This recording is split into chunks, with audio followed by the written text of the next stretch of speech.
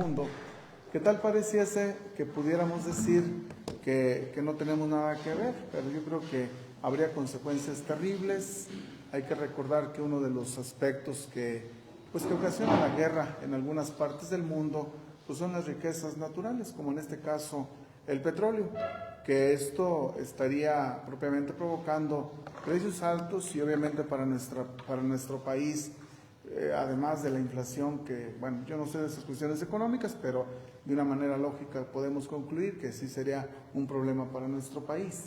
Y yo creo que, pues aunque estamos lejos, esto no quita que traiga a colación las palabras del Papa León XIV en esta ocasión, en este miércoles, en la que nos invita a orar por la paz y obviamente pues también él desde su trinchera pedirle a los responsables que busquen el diálogo, que busquen la paz. Al concluir este día, la audiencia general, el Papa León, elevó una vez más su voz en defensa de la paz. Con profunda emoción expresó el dolor que lacera el corazón de la Iglesia ante los clamores de los pueblos de Ucrania, Irán, Israel y Gaza, y obviamente pues otros lugares. Advirtió sobre el uso de las armas científicas y sofisticadas que podrían desencadenar atrocidades aún más devastadoras que las vividas en el pasado. Citando a sus predecesores, hizo un llamamiento urgente a los líderes del mundo: la guerra siempre es una derrota. El Papa evocó las palabras del Papa Francisco, quien hasta sus últimos días denunció con insistencia los horrores de la guerra. También recordó el histórico mensaje del Papa Pío XII, pronunciado a las puertas de la Segunda Guerra Mundial: nada se pierde con la paz, todo puede perderse con la guerra. En estas líneas, el Papa León advirtió que los conflictos actuales, enmarcados en un contexto de tecnologías avanzadas y armas experimentales, podrían arrasar al mundo hacia una nueva y más profunda barbarie.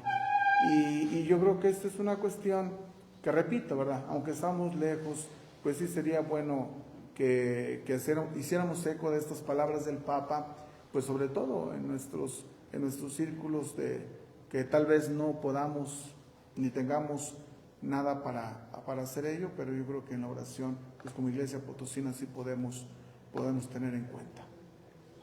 Padre, retomando el tema del exhorto que hace el señor obispo hacia el gobernador respecto a un cantante rockero que se opone a la Iglesia a que participe en la Feria Nacional Potosina, viendo algunas de las publicaciones en redes sociales, pues han sido bastante duros. Mencionan que la Iglesia es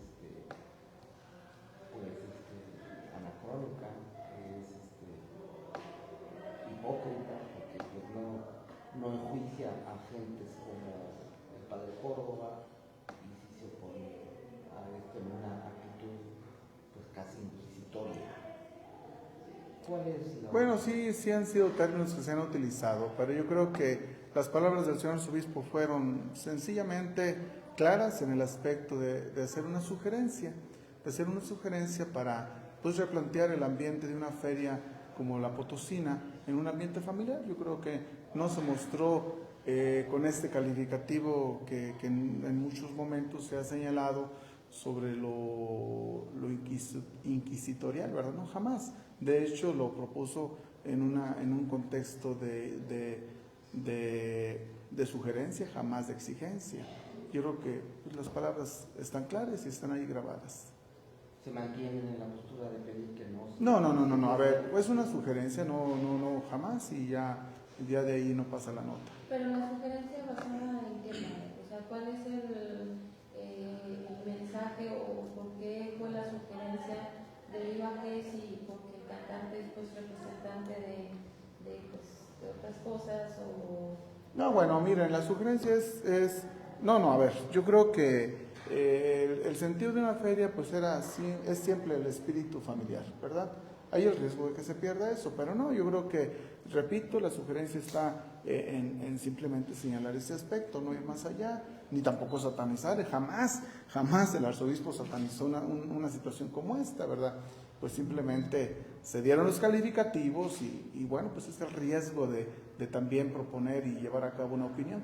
Dicho de otra forma, ¿por qué no tienen específicamente que ese artista en la Bueno, fue la pregunta que le hicieron, ¿verdad? Si no le hubieran hecho la pregunta, yo creo que él no hubiera expresado Como arzobispo, alguna... como vocero del arzobispado, ¿cuáles son las razones que encuentran en este artista para que rompa con la No, tradición familiar? pues miren, ya es un artista que ya tiene sus años, no es una persona que tiene un lenguaje satánico, tal vez no más extravagante.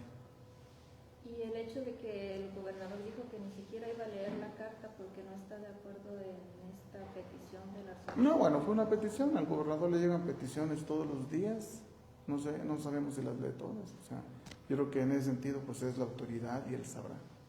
Padre, también en los comentarios sobre la respuesta que dio el gobernador fue de que no iba a dar a conocer la carta porque leer lo que contenía la carta podía molestar o enfurecer a la ciudadanía. ¿Qué podría contener esta carta que enfurece? No, yo creo que es la sugerencia nada más, o sea, no pasa más. No tiene ningún otro sentido, repito, ni mucho menos esta exigencia ¿cómo dijo? De inquisitoria, ni mucho menos de estar en una actitud de vamos a ponernos ahí a cerrar las puertas. No, jamás. Yo creo que en ese sentido, como muchos comentarios también en las redes sociales dijeron, ya no son aquellos tiempos, o sea, simplemente fue una opinión, fue una expresión y bueno, se compartió. Sin embargo, pudieran grupos de laicos, como lo han hecho Ajá. en otros temas, como por ejemplo las marchas feministas, se han manifestado. Sí, pero no con una actitud de... ¿Usted cree que pueda haber una manifestación de los fieles? No. Para oponerse a esto. No, yo creo que como iglesia lo primero que hacemos es jamás promover un encuentro que pueda provocar violencia, jamás. Y yo creo que en ese sentido, no se van a dar. Padre, ¿usted cree que ahorita inicia esta rueda de prensa, ya haciendo un llamamiento a los líderes del mundo en busca de ser artesanos de la paz? ¿Usted considera que distraer nuestra atención sobre estos temas específicos, sobre una sugerencia que hizo Monseñor Jorge Alberto Cabazaiste, distrae un poco la atención a un tema central como es la paz o la guerra? Pues yo creo que incluso podría distraer otras cosas, no sabemos. Pero en sí yo creo que hay situaciones muy importantes en nuestra esfera social que sí, incluso dentro de la iglesia también. Yo creo que en ese aspecto nos toca a todos trabajar, ¿verdad? Por buscar esta armonía en todos los sectores y en todos los ámbitos de nuestra sociedad. Respecto al tema que también mencionaba el gobernador, de que hay temas pendientes que la Iglesia no ha atendido ante la Fiscalía, hablando del tema de pederastia, ¿cuál es la respuesta de la Iglesia? ¿Ustedes han dado seguimiento a los casos? Sí, como iglesia, pues de hecho, ustedes saben los casos que se han mencionado y que se han señalado en los últimos años, pues la iglesia creo que ha tenido también ¿cómo les diré? El deseo de la solución, porque al final de cuentas es algo que viene también golpeando el caminar de nuestra iglesia.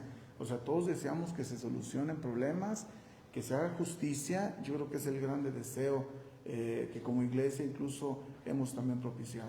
Pero en lo que refiere precisamente a lo que dice la compañera, en lo que refiere a esta administración o esta llegada del nuevo arzobispo, ustedes han hecho una solicitud para que haya justicia. Y esto se lo pego también porque han estado revelando que van a hacer el nuevo número o las nuevas estadísticas de los sacerdotes que han violado a personas, que en los últimos 10 años son 476 padres que en México, tan solo en México, que han hecho este tipo de situaciones, que 176 han sido ya procesados. En este sentido, preguntarle, ¿ustedes han hecho ya una solicitud para que realmente el tema del padre Córdoba sea castigado, el padre del Salesiano, que también es otro problema que ha quedado con el padre? ¿Cuál padre salesiano? De ahí de la muerte de San José Carlos. Bueno, ahí la Suprema Corte dio su veredicto final, o sea, ya... Bueno, exonerado, o sea, no sé a qué términos se haya llegado, ¿verdad? Pero obviamente ya la Suprema Corte dio la resolución.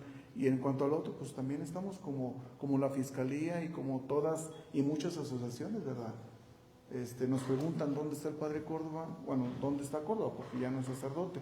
¿Dónde está Eduardo Córdoba? Pues también tenemos la incógnita. ¿La Fiscalía sí los ha citado para este caso en específico?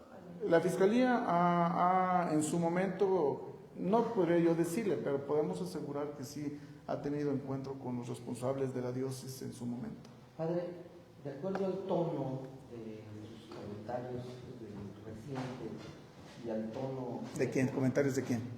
Del ánimo de la iglesia. Ajá. Y de... ¿Pero personales míos? No, en general, de los Ajá. obispos, Ajá. y el tono del gobernador. ¿Hay un pleito entre la Iglesia Católica Potosina y el gobierno del Estado? No. De hecho, ha habido mucho diálogo. Tal vez las preguntas en su momento hacen un poquito subir el tono, pero siempre ha habido diálogo con el gobernador, siempre ha habido incluso hasta, ¿cómo les diré? En cuanto a situaciones muy concretas, hasta un acercamiento personal con él y con su personal. No, en ese sentido no hay distanciamiento. Yo creo que como sociedad y como iglesia, pues estamos a la disposición de colaborar en lo que nos toca, ¿verdad? Precisamente para la armonía de nuestra sociedad y de nuestro Estado. Pero en sí, yo que sepa, no hay pleito, nada de eso. Y regresando al tema que yo le preguntaba, padre, el ser que nuestra República Mexicana sea de los primeros países con más pederastas, con más sacerdotes en estos problemas, ¿no implica es mejor reforzar las medidas para poder llevar a cabo pues esta religión? No, a ver, yo creo que las medidas están incluso hasta en los mismos procesos vocacionales que se llevan a cabo dentro de la iglesia.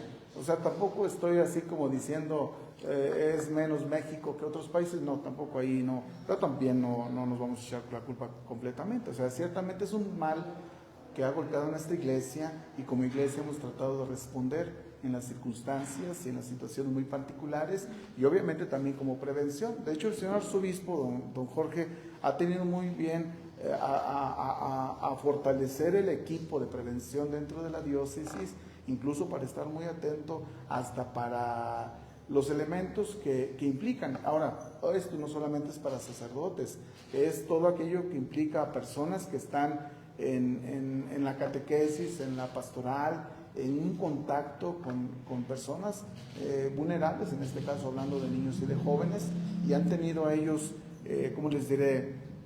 Pues la formación constante y el acercamiento para evitar cualquier situación de escándalo. Finalmente, de mi parte, precisamente en el tema de la catequesis, el tema de los bautizos, por ahí se habla que han disminuido. ¿Ustedes tienen algún padrón de que a lo mejor de 10 años para acá ha disminuido quienes llevan a bautizar o a la primera comunión, a la confirmación a sus hijos? Pues era que somos menos, pero todos los fines de semana tenemos mucho trabajo.